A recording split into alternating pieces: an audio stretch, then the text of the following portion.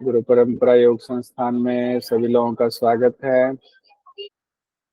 हम लोग योग विषय UGC net JRF paper 2 unit 9 जो योगाभ्यासों की अध्यापन विधियां हैं उसकी दूसरी क्लास है जून 2024 सेशन के लिए।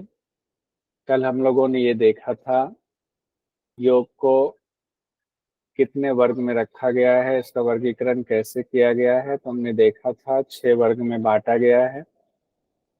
6 के 6 वर्ग को हम लोगों ने देख लिया था। कुछ क्वेश्चंस देखे थे, 2 क्वेश्चन आज देख लेते हैं हम लोग।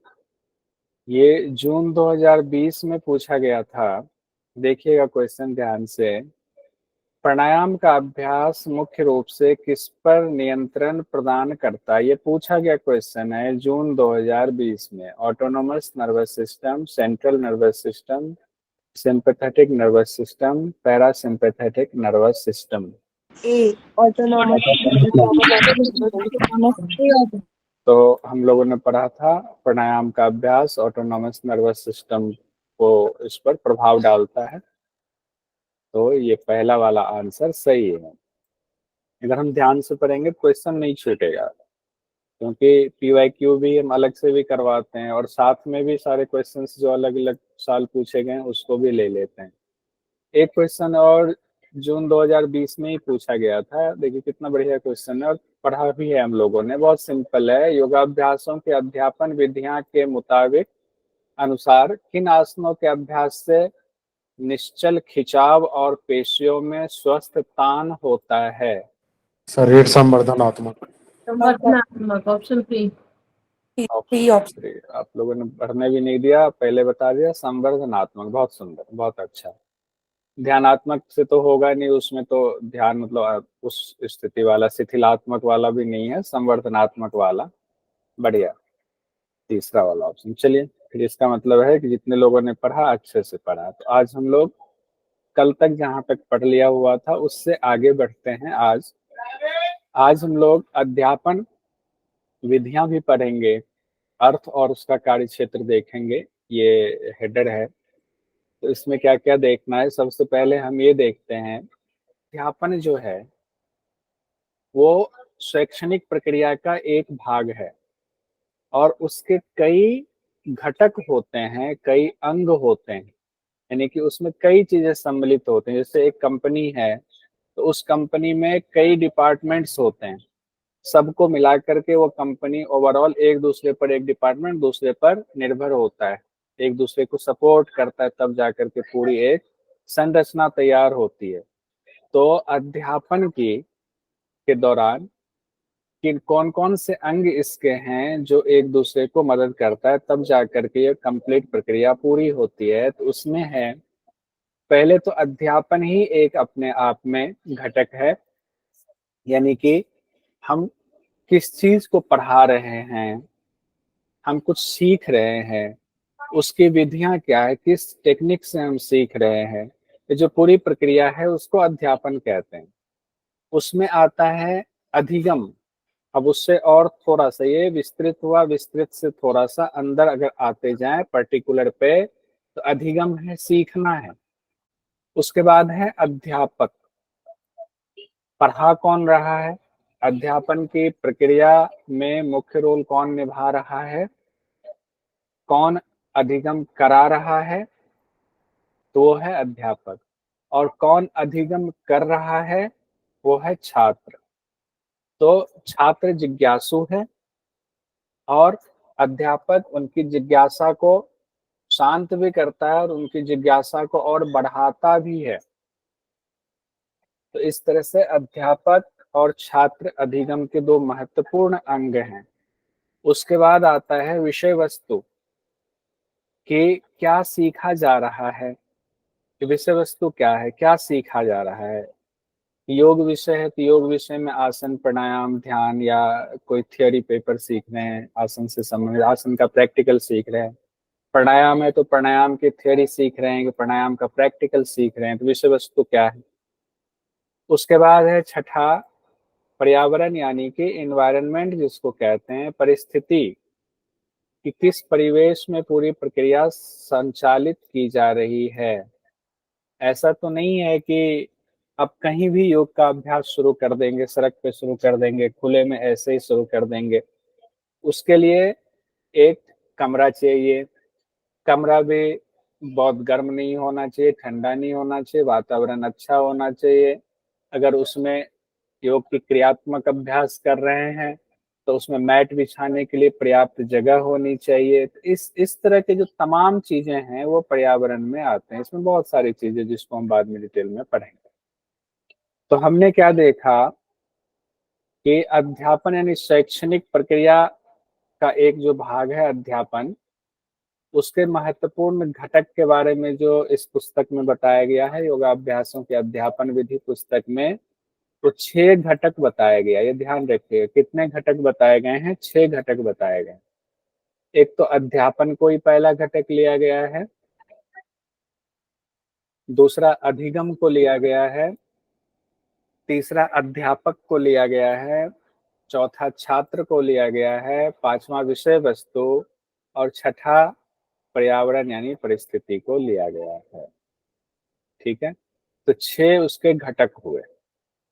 अब हम लोग देखते हैं जून 2020 में ये क्वेश्चन पूछा गया, योगाभ्यासों की अध्यापन विधिया के अनुसार अध्यापन शैक्षणिक प्रक्रिया के कितने घटक हैं? 6 है सर। अभी हम लोगों ने पढ़ा 6। अब ये यूनिट 1 में इसका नहीं बैठेगा सेट। ठीक है, तो ये यहाँ इसी पुस्तक के मुताबिक कहा गया है ना, इसी यूनिट के मुताबिक कहा गया है। तो ये 6 हो गए, 6 घटक हम लोगों ने पढ़ा हुआ है। और श्वेता जी ने देखे मैसेज में 6 के 6 घटक डाल भी दिया हुआ, बहुत बढ़िया। अब इसको आगे बढ़ाते हैं हम लोग कि पूरी शैक्षणिक प्रक्रिया में मुख्य रूप से 2 अवस्था सबसे महत्वपूर्ण होती है। अगर हम लोग एडमिनिस्ट्रेशन वाला डिपार्टमेंट छोड़ दें, लाइब्रेरी छोड़ दें, सब छोड़ दें, तो 2 चीजें सबसे महत्वपूर्ण हैं। वो क्या है? अध्यापन और लर्निंग, टीचिंग और लर्निंग। तो इसको इंग्लिश में कहते हैं टीचिंग, और ये हुआ आपका लर्निंग। टीचिंग और लर्निंग, एक पढ़ा रहे हैं और एक सीख रहे हैं। अगर टीचिंग की जरूरत ना हो और लर्निंग की जरूरत ना हो, तो पूरा संस्थान ही कोलैप्स कर जाएगा। इसी पे टिका हुआ है, इसी को बल देने के लिए एडमिनिस्ट्रेशन डिपार्टमेंट भी बना हुआ है, इसी के लिए लाइब्रेरी भी बना हुआ है, क्योंकि अध्यापन और लर्निंग होना है। अध्यापन कौन करा रहे हैं? शिक्षक द्वारा संचालित होता है टीचिंग, और लर्निंग किसके द्वारा संचालित होता है? छात्र द्वारा संचालित होता है। बहुत कॉमन है, सब लोग जानते हैं। और एक चीज जो बहुत इंपॉर्टेंट इसमें है, जब तक सीखना नहीं होता है तब तक अध्यापन नहीं कहा जाएगा। अब आगे बढ़ते हैं, 2 महत्वपूर्ण घटक टीचिंग और लर्निंग के संदर्भ में देखें, तो अध्यापन के जो 2 सबसे महत्वपूर्ण घटक हैं वो क्या है? अध्यापक और छात्र। एक अध्यापक है जो पढ़ाएंगे और एक छात्र है जो पढ़ेगा। तो दोनों के बारे में अध्यापन विधि पुस्तक में जो कहा गया है उसको हम देखते हैं। अध्यापक के बारे में क्या कहा गया है? एक ऐसा व्यक्ति जो छात्रों के अंदर सीखने की प्रक्रिया को, उनकी जिज्ञासा को और बढ़ा देता है और उनके अंदर सीखने की ललक को पैदा कर देता है। सही मायने में एक शिक्षक वही है जो छात्र में जो प्रतिभा छिपी हुई है उसको और उभारे, उसको चमका दे। दूसरा है छात्र, एक ऐसा जिज्ञासु, ऐसा प्रशिक्षु जो अध्यापक द्वारा निर्देशित व्यवस्था में खुद को ढालता है, समायोजित करता है, एडजस्ट करता है। इसको छात्र कहते हैं। इनकी दोनों की परिभाषा दी गई है। तो आप में से सभी लोग शिक्षक भी हैं और कई बार छात्र भी बनते हैं, तो आपको इनका पता है। अब हम लोग जो इम्पोर्टेंट आज पढ़ने वाले हैं कि विधियां, अध्यापन की विधियां कौन कौन से। तो विधियों से क्या तात्पर्य है? तो कहा गया जो टीचर है उसके द्वारा जो सिखाने की क्रिया की जाती है, जिसमें जो टेक्निक इस्तेमाल किया जाता है, जो माध्यम इस्तेमाल किया जाता है, ताकि अध्यापन सहजता और सरलता से संपन्न हो जाए, और दोनों की उसमें भागीदारी होती है, शिक्षक की भी छात्र की भी है, वही विधियां हैं। विधियां कोई अलग से खरीद के तो लाएंगे नहीं। जैसे अभी ऑनलाइन में हम लोग विधियां कर रहे हैं ना, एक ऐप के थ्रू जुड़े हुए हैं, वो भी उसमें मदद कर रहा है।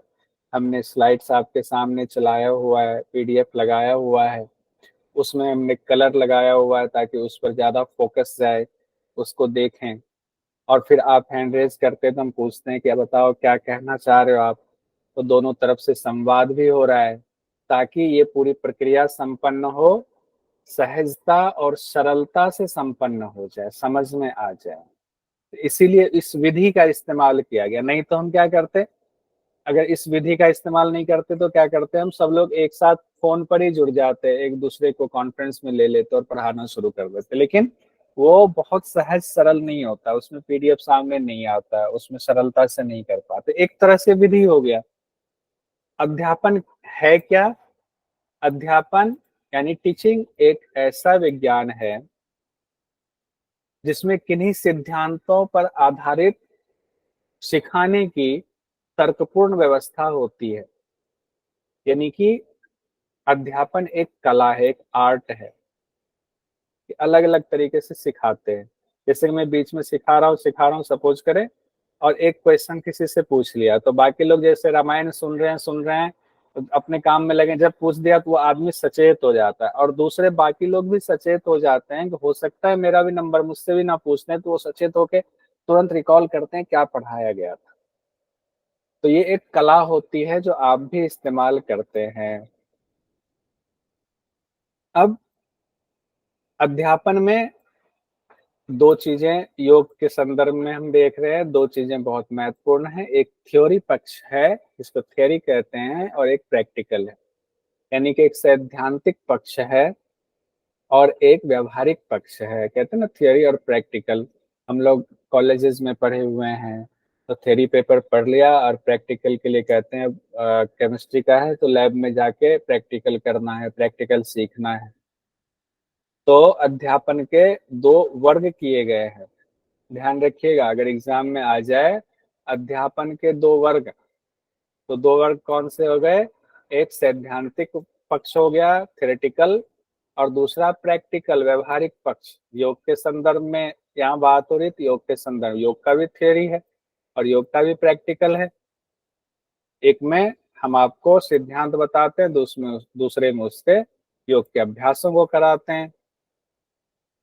अब ये वाला इससे क्वेश्चन पूछा जाता है, कई बार पूछा भी गया है। ये अब जो आपकी स्क्रीन पर है, पारंपरिक रूप से सफल अध्यापन के दो ढंग हैं, ध्यान रखिएगा, बहुत इंपॉर्टेंट है। और एग्जाम में ऐसे आ जाता है, पारंपरिक रूप से सफल अध्यापन के कितने ढंग बताए गए हैं। एक तो ऐसे क्वेश्चन आएगा, दूसरा क्वेश्चन ऐसे आएगा कि इनमें निम्न में से पारंपरिक रूप से सफल अध्यापन के ढंग में से शामिल है।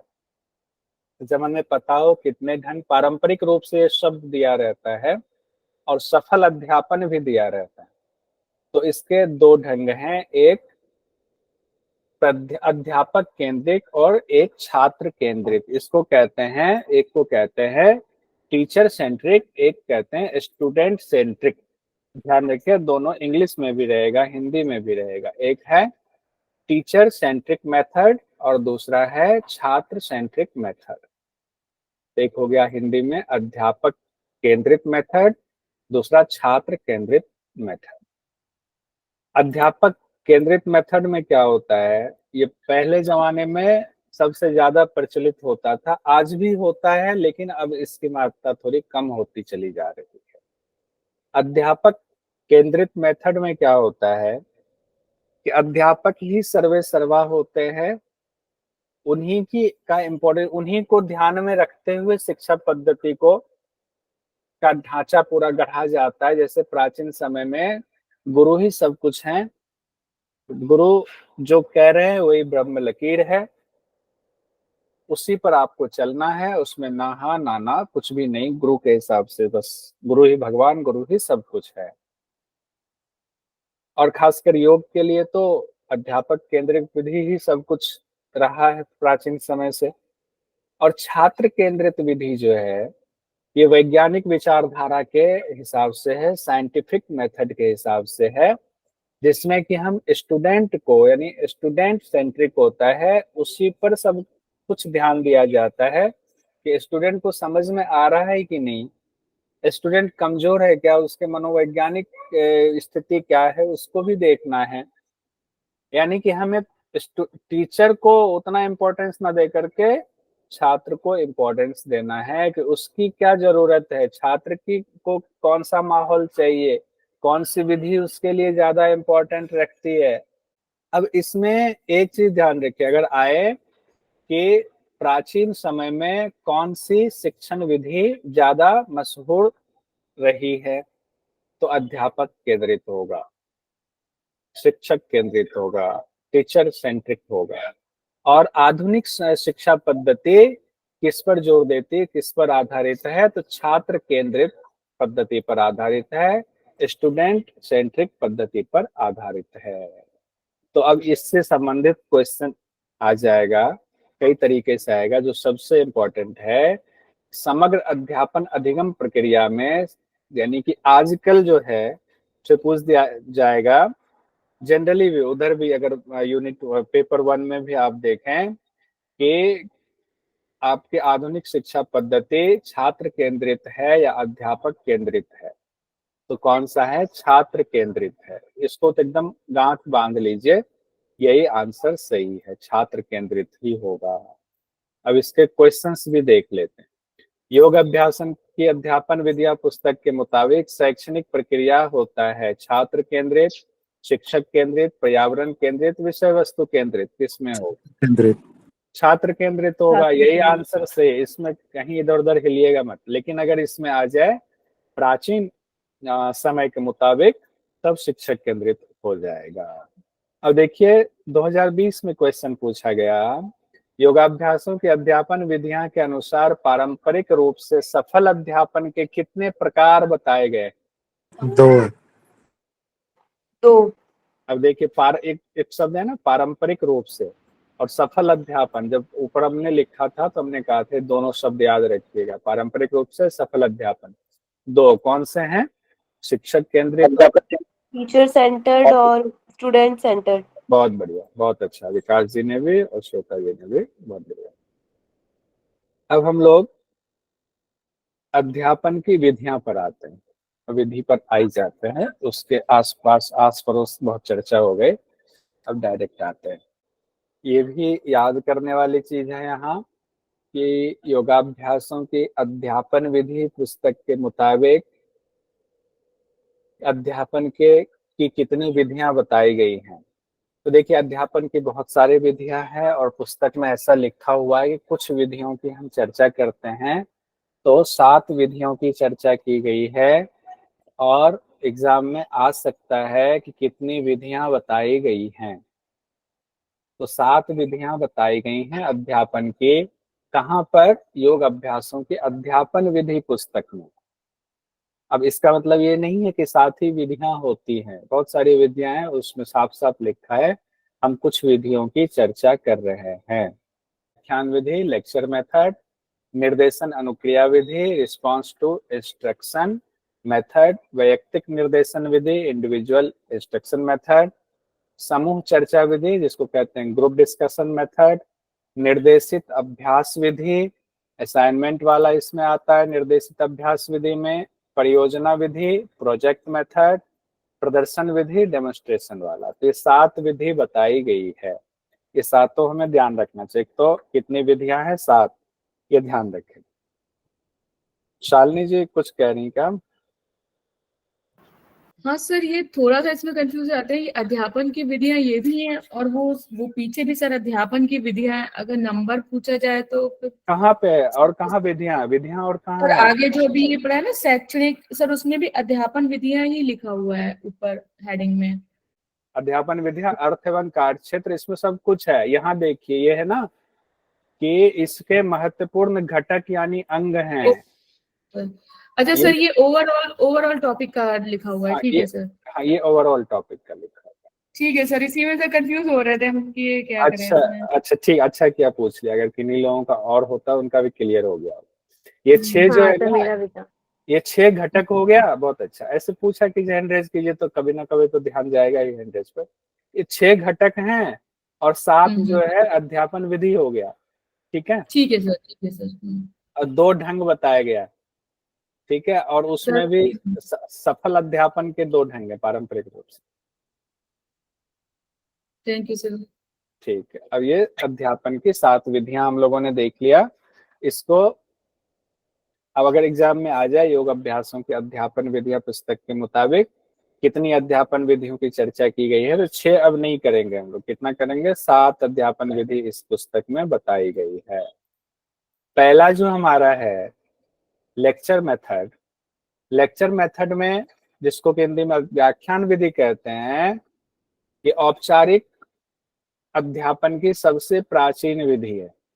किसकी? औपचारिक औपचारिक अध्यापन की सबसे पुरानी विधि है कि जिसमें कोई एक सब्जेक्ट लिया गया और उसके ऊपर शिक्षक अपना व्याख्यान, अपना लेक्चर दे रहे हैं, उसके गुण दोष, उसकी विशेषता बता रहे हैं, इसी को व्याख्यान विधि कहा गया। जब किसी विशिष्ट उद्देश्य की प्राप्ति के लिए व्यापक भाषण की आवश्यकता होती है, तब छात्रों को व्याख्यान अच्छी तरह सुनाई देना चाहिए। यानी कि जब व्याख्यान हम दे रहे हैं, लेक्चर मेथड में इस्तेमाल कर रहे हैं, तो ये तय होना चाहिए कि जो आगे बैठा विद्यार्थी और जो पीछे बैठा है, सबको आपकी बात स्पष्ट रूप से सुनाई देना चाहिए। कई जगहों पर होता है ना, आगे बैठने वाले को तो सब सुनाई देता है, पीछे वाले को आधी बात सुनाई देता है, आधी बात सुनाई नहीं देता है, ऐसा भी होता है। उसके बाद है, यह विधि परिपक्व यानी समझदार छात्रों के लिए अधिक उपयोगी है, जिनकी श्रवण क्षमता बेहतर होती है। तो ये एग्जाम में पूछ दिया जाता है कि यह विधि, कौन सी विधि परिपक्व छात्रों के लिए कारगर है, तो व्याख्यान लेक्चर मेथड हो जाएगा। परिपक्व का मतलब है कि बड़ी क्लास के बच्चों के, जैसे कॉलेज के स्टूडेंट्स के लिए लेक्चर हुआ तो प्रोफेसर आते हैं, लेक्चर देते हैं, और क्योंकि उनके श्रवण क्षमता यानी कि उनके हियरिंग कैपेसिटी ज्यादा होती है कॉलेज स्टूडेंट्स की, या जो बड़े क्लास के बच्चे हैं, इसीलिए उनके लिए लेक्चर मेथड ज्यादा कारगर होता है। अब छोटे बच्चे को पहली क्लास को लेक्चर मेथड दे दे तो वो तो स्कूल से आ जाएगा, वो तो आराम से सो जाएगा, क्लास में आ भी जाएगा, उनको कुछ समझ में नहीं आएगा। लेक्चर मेथड में कहा गया है कि अगर अध्यापक ने अच्छी तैयारी की है तो उनका व्याख्यान प्रेरणादायक, रोचक हो सकता है। क्योंकि ये ऐसा है ना, इसमें लेक्चर देना है, अब एक छोर दूसरे छोर से मिला हुआ होना चाहिए। अगर योजनाबद्ध तरीके से पहले से तैयारी नहीं की हुई है, हम कहीं की बात कहीं करने चले जाएंगे, जो भूमिका है वो हम बाद में दे देंगे, लग जाएंगे, जो मेन बॉडी है वो हम पहले बता देंगे। तो इसमें अध्यापक क्या करते हैं, अच्छे से तैयारी करते हैं, पहले थोड़ी भूमिका बताएंगे, थोड़ा इंटरेस्ट जगाएंगे, फिर उसके बाद उसके ऊपर उसकी बॉडी बताएंगे, फिर लास्ट में उपसंहार करेंगे उसका। तो उसको रोचक तरीके से, बीच में कोई कथा कहानी भी जोड़ देंगे ताकि नींद ना आए बच्चों को, रोचक बनाया जाता है। कहते हैं अन्य विधियों के उपयोग में भी व्याख्यान विधि का इस्तेमाल लाभप्रद होता है, कि और जो विधि भी है उसमें भी व्याख्यान विधि का इस्तेमाल किया जाता है। कोई स्लाइड है, स्लाइड को हमें कहना है, उसको पढ़ रहे हैं, हम अपना लेक्चर ही तो दे रहे हैं, इतनी देर से अगर हम आपको पढ़ा रहे हैं, आप कुछ नहीं बोल रहे हैं, आपसे हम कुछ नहीं पूछ रहे, तो ये लेक्चर विधि इसमें हमने डाला हुआ है। अब लेक्चर मेथड जो है उनमें किन बातों का और ध्यान रखना चाहिए, तो योगाभ्यासों के अध्यापन विधि पुस्तक में 4 महत्वपूर्ण बातें बताई गई हैं। यह अध्यापक केंद्रित कार्य है। हाँ, एक चीज और अगर एग्जाम में पूछ दिया जा सकता है कि लेक्चर मेथड निम्न में से है, अध्यापक केंद्रित, छात्र केंद्रित, अध्यापक छात्र मिश्रित, इनमें से कोई नहीं, तो ये अध्यापक केंद्रित है। इसमें कंपेयर्ड हो जाएगा। कोई कौन सा विधि कौन केंद्रित है, ये इस पर डिपेंड करता है कि उसमें भागीदारी ज्यादा किसकी है, कौन ज्यादा उसमें सहभागिता ले रहा है। अध्यापक ही बोले जा रहे हैं, वही एक्ट कर रहे हैं, वही हंस रहे हैं, वही बोल रहे हैं, तो इसमें अध्यापक ही अध्यापक हैं, इसीलिए इसको अध्यापक केंद्रित विधि कहा जाता है। इसमें छात्रों की सक्रिय भूमिका ना हो, ऐसा हो सकता है कि छात्र सक्रिय ना हो। हालांकि कई बार छात्र सर से बोलते हैं, हाँ हाथ उठाते हैं, यस सर समझना है, वो अलग बात है। लेकिन ज्यादातर हिस्से में ऐसा होता है कि छात्रों की भूमिका थोड़ी गौण हो जाती है, पैसिव में चला जाता है, और टीचर एक्टिव मोड में रहते हैं। हाँ मंजू जी कुछ कह रहे हैं। सर मानसी। अच्छा मानसी जी, हाँ मानसी। सर ऐसा अक्सर है ना, कॉलेज जो प्रोफेसर्स होते हैं वो लोग करते हैं। हाँ कॉलेज के प्रोफेसर से लेक्चर लेते हैं, तभी तो उनको लेक्चरार कहा जाता है। ठीक है, सही। तो इसीलिए वहां पर एक चीज आ गया ना, जो आपने कहा कि वहाँ स्टूडेंट क्या है, मैच्योर है, तो वहां पे ध्यान रखना पड़ेगा। जी कई सर। छात्र कई छात्रों में इस विधि से सीखने की योग्यता नहीं होती है, ये एक इसका अवगुण भी माना जाता है। व्याख्यान विधि में कई छात्र होते हैं कि लेक्चर से उनको चीजें समझ में नहीं आते जब तक वो प्रैक्टिकल नहीं करते। तीसरी बात कही गई है, इस विधि की वजह से दूसरी प्रभावशाली विधियों की अवहेलना होने का डर रहता है, कि और जो मेथड्स हैं कहीं उसकी अवहेलना ना हो। चौथा है कि लंबे व्याख्यान की वजह से अपरिपक्व छात्रों का ध्यान भटक सकता है, उसकी रुचि कम हो सकती है, इसीलिए तो इसको कहा गया परिपक्व छात्रों के लिए है। अपरिपक्व छात्र कहेंगे क्या बके जा रहे हैं, हमें तो समझ में नहीं आ रहा, छोड़ो क्लास छोड़ के जा रहे हैं। अब इसी में से क्वेश्चन कुछ भी बन सकता है। दूसरा जो मेथड है, कितने मेथड हैं अध्यापन विद्या के, कितनी बताई गई हैं? 7। 7। 7 हम विधियां। लोग दूसरे हाँ। पर आ गए हैं। दूसरा है निर्देशन अनुक्रिया विधि, रिस्पॉन्स टू इंस्ट्रक्शन मेथड। इस विधि में अध्यापक किसी विषय को जब प्रस्तुत कर रहे हैं तो साफ साफ निर्देश भी दे रहे हैं, और निर्देश विषय के प्रदर्शन से पहले भी दिया जाता है, बाद में भी दिया जाता है, और साथ साथ भी दिया जाता है। यानी 3 तरीका। एक तो जैसे अगर हमें प्रदर्शित करना है तो प्रदर्शन लगाने से पहले कहेंगे देखो आज हम योग के इस मॉडल को प्रदर्शित करने वाले हैं, तो पहले हमने बताया, फिर हमने मॉडल लगाया, अब मॉडल हमारे सामने आ गया, तो अब मॉडल के साथ साथ हम बता रहे हैं देखो इसमें ऐसे पाँव को रखा हुआ है, ये पाँव इतनी दूरी पर है, ये पाँव जंघा ऊपर है जमीन से कि जमीन से नीचे है, बिल्कुल सटी हुई है, ये साथ साथ उसका निर्देशन चल रहा है। और जब निर्देशन हो गया तो उसके बाद में देखो इससे आपने क्या सीखा, उसके बाद भी उसके बारे में कुछ न कुछ निर्देश दिया जाता है, बताया जाता है। तो निर्देशन अनुक्रिया विधि में रिस्पॉन्स टू इंस्ट्रक्शन मेथड में, और इसमें जैसा कि नाम से है रिस्पॉन्स टू इंस्ट्रक्शन, तो इसमें छात्र की प्रतिक्रिया बहुत मायने रखती है, क्योंकि इसका नाम ही यही है अनुक्रिया। अनुक्रिया भी करना है, किसको अनुक्रिया करना है, तो जिनको आप सिखा रहे हैं वो अनुक्रिया करे, वो प्रतिक्रिया दे, वो आपको रिस्पॉन्स दे कि हाँ सर आप ये सही करिए। आप उसमें वो सवाल पूछ रहे, या नहीं पूछ रहे सवाल, तो आप उनको इन्वॉल्व करेंगे, सवाल पूछने के लिए प्रेरित करेंगे कि वो इसमें इन्वॉल्व हों। छात्र प्रतिक्रिया देंगे, हाँ सर समझ में आ गया, हाँ इसमें पाँव जो है उठा हुआ है, उनको किसी को समझ नहीं आ रहा वो आपसे प्रतिक्रिया देंगे, वो 1-2 सवाल और उसमें से पूछ लेंगे। तो ये हो गया रिस्पॉन्स टू इंस्ट्रक्शन मेथड में।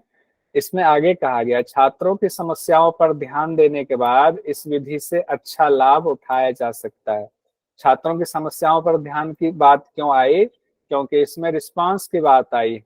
रिस्पांस तब होगा जब छात्र के अंदर जिज्ञासा होगी, उनको कोई चीज समझ में नहीं आया वो पूछेगा, अपनी समस्या बताएगा, उनकी जिज्ञासा होगी तो उसका समाधान किया जाता है। समाधान हो गया तो बहुत अच्छा मेथड, किसको लाभ होगा, छात्र को बहुत लाभ होगा, और शिक्षण बहुत अच्छी होगी। और छोटे जो समूह होते हैं उसमें ये बहुत कारगर होता है। बहुत उपयुक्त विधि है ये निर्देशन अनुक्रिया विधि, रिस्पॉन्स टू इंस्ट्रक्शन मेथड वाला।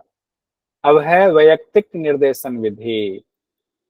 इसमें कहा गया इस विधि में सीखने की प्रक्रिया व्यक्तिगत तौर पर होती है, इंडिविजुअल तौर पर होती है। इंडिविजुअल का मतलब ये है कि ग्रुप भले ही है, उस ग्रुप में होने के बावजूद एक एक बच्चे पर हमें ध्यान देना पड़ता है। उस ग्रुप में कई बार होता है ना, एक ग्रुप आपने 20 लोगों का बिठा दिया, 25 लोगों का बिठा दिया, तो आप उस ग्रुप में क्या करते हैं, 5 को अगर डायबिटीज है तो उस 5 को एक तरफ को बिठा लेते हैं। हाई बीपी वाले को कहते हैं आप पांचों एक तरफ को आ जाओ। तो एक तरह से आप 5 को भले ही समूह कर लिया एक साथ समूह में ही, लेकिन इंडिविजुअल वो हो गया आपका। समूह के बावजूद व्यक्ति विशेष की खूबियां और खामियों पर आप ध्यान देते हो कि आपको अगर डायबिटीज है या हाई बीपी है आपको, तो कपालभाति का अभ्यास आपको ध्यान, उसमें साउंड नहीं आनी चाहिए, या तो मत ही करो, नुकसान हो जाएगा कपालभाति का अभ्यास। भस्त्रिका आपने नहीं करना, आप तब तक ना बस तब तक भस्त्रिका करा रहे बाकी लोगों को, हाई बीपी वालों को कह देंगे आप तब तक बस डीप ब्रीदिंग करो, बस inhale exhale slowly, inhale slowly exhale, सांस पर ध्यान रखो, तब तक आप ये अभ्यास कर लो, बाकी लोग भस्त्रिका कर लो। तो इस तरह से इंडिविजुअल को भी आपने देख लिया और पूरे समूह को भी, पूरे ग्रुप को भी आपने हैंडल कर लिया। तो इसमें वैयक्तिक निर्देशन विधि में ये कहा गया है।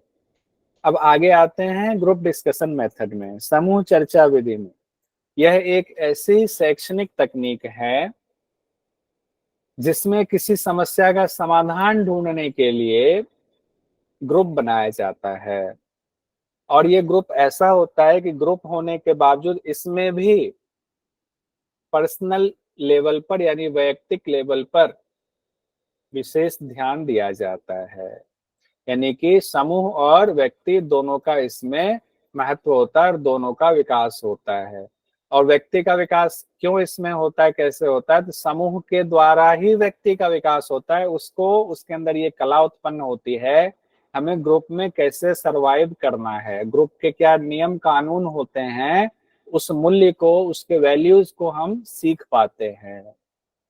तो जब ग्रुप डिस्कशन मेथड कहीं पर होता है कि आप एग्जाम देने जा रहे हैं, ग्रुप डिस्कशन कराया जाता है, उसमें ये ध्यान दिया जाता है, ऐसा तो नहीं कि सबको ओवरराइट कर रहा है, किसी को बोलने ही नहीं दे रहा, अपनी बात कहे जा रहा है।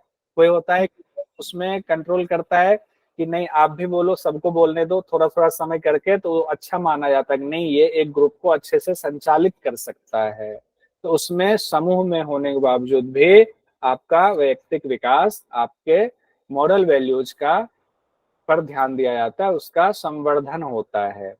इस विधि में अपने आप को दूसरों के सामने अभिव्यक्त करने में, दूसरों के प्रति भी सहनशील बनने में और समस्या पर विवेक पूर्वक चिंतन करने की योग्यता में सुधार लाने में सहायक होता है। यानी कि आप दूसरों के सामने अपने आप को कैसे पेश करेंगे, तो भाषा कैसी होनी चाहिए, टोन कैसा होना चाहिए, आपसे कोई कितनी दूरी पर बैठा है तो आपकी साउंड की क्वालिटी कैसी, कितना जोर से बोलेंगे कि धीरे में काम चल जाएगा, दूसरा जो उसी टॉपिक पर बोल रहा है उसके विचार आपसे भिन्न हो सकते हैं, तो उस पर रिएक्ट कैसे करना है, उस पर गुस्सा तो नहीं हो रहे, सहनशील तो रहना है।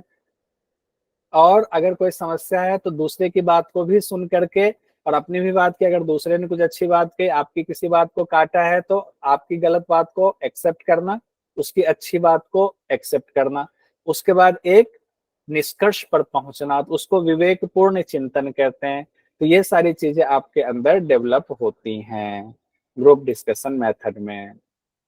और इसमें कहा गया ग्रुप डिस्कशन विधि के दौरान छात्रों की सहभागिता और नेतृत्व क्षमता विकसित होने तक शिक्षक को नेतृत्व का काम करना चाहिए। यानी कि ऐसा नहीं ग्रुप बना दिया और कहा कि चलो ये टॉपिक दे दिया आप ग्रुप डिस्कशन करो, कि आपको कपालभाति एक टॉपिक दिया, आप कहे कि 5 लोगों के ग्रुप में आप ग्रुप डिस्कशन करो और शिक्षक चले जाए वहां से या साइड बैठ जाए, हमें कोई मतलब ही नहीं।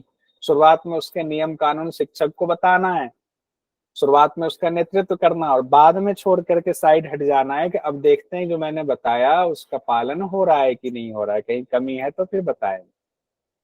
5वां जो है वो है निर्देशित अभ्यास विधि, जिसको कि हम लोगों ने कहा था असाइनमेंट सबसे ज्यादा ध्यान रखिएगा निर्देशित अभ्यास विधि में, कि इसमें असाइनमेंट भी इसको कहते हैं कि आपको क्लास में हमने कोई काम कराया और कहा कि आप इस अभ्यास को घर पे भी करना, या क्लास के बाहर भी समय है तो थोड़ा कर लेना। अब थोड़ा नाश्ता पाने का समय है, उस बीच में थोड़ा समय निकाल के कर लो। इसमें शिक्षक क्या करते हैं, एक्स्ट्रा समय देते हैं, इसीलिए इसको निर्देशित अभ्यास विधि कहा गया है कि उस यौगिक अभ्यास में क्यों कराया जाता है, छात्र की दक्षता बढ़ती, क्योंकि क्लास में रोज रोज एक ही अभ्यास तो नहीं कराया जाएगा। आज हमने नौली की पूरी विधि बता दी, तरीका बता दिया, मैंने करके दिखा दिया टीचर के तौर पर, और अब ये चीज रोज हम 1 महीने तक तो नहीं करते रहेंगे क्लास में। तो हम आपसे कहेंगे अगर इसमें आपको पूरा दक्ष होना है, निपुण होना है, तो आप क्या करो, इसका अभ्यास अभी क्लास के बाद जो एक्स्ट्रा टाइम होगा ना, उसमें तुम लोग बाहर अभ्यास करना और घर पे भी करना, फिर आके मुझे दिखाना एक्स्ट्रा टाइम में। तो इसमें क्या होता है, पर्सनल रिलेशन बनता है छात्र और शिक्षक के बीच में। तो उसमें क्या होता है, शिक्षक का जब निर्देश मिलता है क्लास के बाद भी उनको, तो उसमें छात्रों में उत्साह होता है। जैसे कि मैं बताऊं, अभी क्या हुआ, मेरा भतीजा है, उसके लिए मैथमेटिक्स का टीचर लगाया, तो टीचर पढ़ा के चले गए और उन्होंने फोन पे फिर कल एक असाइनमेंट दिया, ये 5 क्वेश्चंस हैं, इसको हल करना और मुझे व्हाट्सएप पे भेजो। फिर वहां से उन्होंने कॉपी चेक करके भेजा, नहीं ये गलत किया। इससे क्या होता है, छात्र में उत्साह होता है, नहीं टीचर नजर बनाए हुए हैं, बाद में भी बनाए हुए हैं नजर। तो क्या होता है, शिक्षक छात्र का संबंध मजबूत होता है निर्देशित अभ्यास विधि में। इसको लेकर कंफ्यूजन होती है, इसीलिए इस पर ज्यादा जोर दे रहा हूँ। निर्देशित अभ्यास विधि में क्या है, क्लास के अंदर भी क्लास के बाहर भी, कहते हैं जिंदगी के साथ भी जिंदगी के बाद भी, उसको जोड़ दीजिए। क्लास के दौरान भी और क्लास के बाद भी टीचर आपसे संबंध बना के रखते हैं। जैसे कि मान लीजिए शीर्षासन कराया, शुद्धि क्रिया करवाई, नौली जैसे अभ्यास कराए, एक दिन में आप नहीं सीख पाते हैं, तो क्या कहते हैं शिक्षक कि इसका अभ्यास बाद में भी करना, और बाद में समय मिला थोड़ा अच्छा करके दिखाओ, अभी जरा बाहर, क्लास तो 10 मिनट बाद है ना, आ जाओ करके दिखाओ। तो करके दिखाया, थोड़ा चेक कर लिया, उत्साह क्या, हाँ यहाँ ठीक कर रहे हो, ये गलत कर रहे हो। तो इससे क्या होता है, जो एक इम्पॉर्टेंट चीज है, इस विधि की सफलता किस बात पर निर्भर करती है, ये ध्यान दीजिएगा। इस पुस्तक में इस पर जोर दिया गया है कि इस विधि की सफलता छात्रों की प्रेरणा और शिक्षक से उनका सौहार्दपूर्ण जो संबंध है उस पर निर्भर करता है कि कितना आप उसमें आग भर पाते हैं उस चीज को करने के प्रति। छठी जो विधि है वो है, छात्रों ने कक्षा में जो कार्य सीखी है उसको इस विधि से क्रियान्वित करने में दक्ष बनाता है। इसको प्रोजेक्ट विधि भी कहते हैं। प्रोजेक्ट विधि में क्या होता है, इस विधि में उस विधि में क्या अंतर है, जब इस परियोजना विधि को पूरा समझेंगे तो ऊपर वाले से हम इसको डिफ्रेंशिएट कर पाएंगे। कि आपको कोई योग अभ्यास सिखाया गया, अब उस योग अभ्यास को आप खुद से अभ्यास भी कर रहे हैं घर पे भी, लेकिन अब उसके बारे में अपने अनुभव को एक असाइनमेंट के तौर पर उसको अलग से लिखेंगे और एक पुस्तिका बनाएंगे, यानी एक फाइल बनाएंगे, फाइल तैयार करेंगे, इस अभ्यास के दौरान हमारा अनुभव कैसा रहा। और अगर कोई कपालभाति, जैसे कपालभाति का अभ्यास किया, कपालभाति का 10 दिन अभ्यास करके आपने अनुभव का एक फाइल तैयार किया, और साथ ही हमने ये भी आपसे कहा कि अलग अलग ग्रंथों में कपालभाति के बारे में क्या लिखा गया है, वो आप लाइब्रेरी में जाएं, अलग अलग ग्रंथ को पकड़ें और उसमें से उसको निकालें और लिखें। इसमें ये बताए, इससे घेरण संहिता में कपालभाति के 3 तरीके बताए गए हैं, वात क्रम, शीत क्रम, तो 3 बताया गया। और हठ प्रदीपिका में क्या कहा गया है या बाकी ग्रंथ में क्या कहा गया है, तो उसको हम अलग छांट करके लिखेंगे इस ग्रंथ के मुताबिक ये। और अगर के एक मॉडल तैयार कर लेना तो एक मॉडल भी तैयार कर लेंगे। ये सब परियोजना विधि में आएगा, प्रोजेक्ट मेथड में आएगा।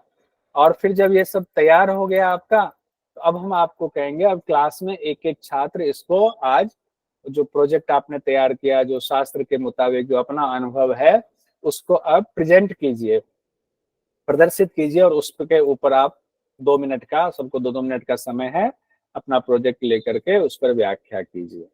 या कोई संगोष्ठी का आयोजन कर दिया, सम्मेलन कर दिया, उसमें जो जो लोग भाग लेना चाहते हैं आ जाओ, प्रतियोगिता कर दिया, उससे संबंधित किसका सबसे बढ़िया प्रोजेक्ट है, और उसका जो है फिर टीचर योजनाबद्ध तरीके से उसका निरीक्षण करते हैं। और इसी मेथड में, प्रोजेक्ट मेथड में ही किसी मशहूर योग संस्थान में टूर का भी आयोजन सम्मिलित अगर दे दे किसी मशहूर योग संस्थान में टूर का आयोजन किस विधि मेथड से संबंधित है, तो किससे हो जाएगा, परियोजना विधि से हो जाएगा, प्रोजेक्ट मेथड से हो जाएगा। अंतिम वाला पढ़ रहे हैं, उसके बाद क्लास को संपन्न करेंगे। प्रदर्शन विधि। प्रदर्शन मतलब आप किसी चीज को सीखे और उसका लोगों के सामने आप उसको प्रदर्शित कर रहे हैं। इस विधि में क्या होता है, छात्र जो है डेमोन्स्ट्रेशन, बहुत बढ़िया श्वेता जी, इस विधि में छात्रों को यौगिक अभ्यास जो उन्होंने सीखा है उसको सार्वजनिक तौर पर प्रदर्शित करना होता है, कि लोगों में जिज्ञासा उत्पन्न करने के लिए योग संस्थान करवाते हैं कि सार्वजनिक तौर पर छात्र प्रदर्शन करेंगे। तो इस विधि से क्या था, छात्र के अंदर के गुणों का पता चलता है, 10 लोगों के सामने या 100 लोगों की भीड़ में वो प्रदर्शन कर रहे हैं कि नहीं। लेकिन ये विधि स्पर्धा रहित तो होती है, ये कंपटीशन नहीं है, ध्यान रखिएगा। प्रदर्शन विधि, डेमोन्स्ट्रेशन विधि स्पर्धा रहित होती है, इसमें कंपटीशन नहीं कराया जाता है। सबका पर्टिकुलर अपना दक्षता है, सब अपने अपने हिसाब से करते हैं। जो बहुत अच्छा करते हैं कहेंगे मैं कोई एडवांस आसन कर देता हूँ, कोई कहेगा मैं तो सिंपल करता हूँ, तो मैं सिर्फ सिद्धासन दिखा दूंगा या मैं पद्मासन करके दिखा दूंगा। अब लोगों को तो नहीं पता चल रहा है कि कंपटीशन, और लोग तो सोच रहे हैं नहीं 10 चीजें दिखानी है तो एक इनके जिम में, एक इनके जिम में, एक इनके जिम में है। इस विधि के बारे में ये कहा गया है, ये विधि क्या है, नया कौशल उत्पन्न करने में ये उतना सक्षम नहीं है। ये विधि थोड़ा सा ऐसा है कि आपके अंदर जो क्वालिटी है बस उसी को का ये उपयोग करता है, आपके अंदर नई चीजें ये डेवलप नहीं कर पाता, ये इसका एक नेगेटिव पॉइंट बताया गया। लेकिन फिर भी ये विधि बहुत कारगर है। यह संपन्न हुआ। एक क्वेश्चन ये देख लीजिए, अधिगमकर्ताओं के छोटे समूह में योगाभ्यास की सर्वाधिक उपयुक्त शिक्षण विधि कौन सी है? ये दिसंबर 2021 में क्वेश्चन पूछा गया। प्रदर्शन विधि, प्रत्यक्ष अभ्यास विधि, समूह चर्चा विधि, अनुदेश क्रिया विधि, response to instruction method, group discussion, अनुदेश क्रिया विधि, फोर्थ वाला। फोर्थ वाला रिस्पॉन्स टू इंस्ट्रक्शन मेथड। ठीक है, बहुत बढ़िया, सही। किन्हीं को कोई कंफ्यूजन तो नहीं है? अभी हम लोगों ने ऊपर पढ़ा हुआ है वही है। इसी को उसमें ऊपर नाम दिया गया था निर्देशन अनुक्रिया विधि, यहाँ पर अनुदेश क्रिया विधि दे दिया गया, अंतर इतना ही था, इसीलिए हमने लिख दिया। अब कल हम लोग पढ़ेंगे अध्यापन विधि को प्रभावित करने वाले कौन से कारक। जो अध्यापन विधि 7 आपने पढ़ी है उसको क्या क्या चीज प्रभावित कर सकता है, वो कारण हम जानेंगे कल।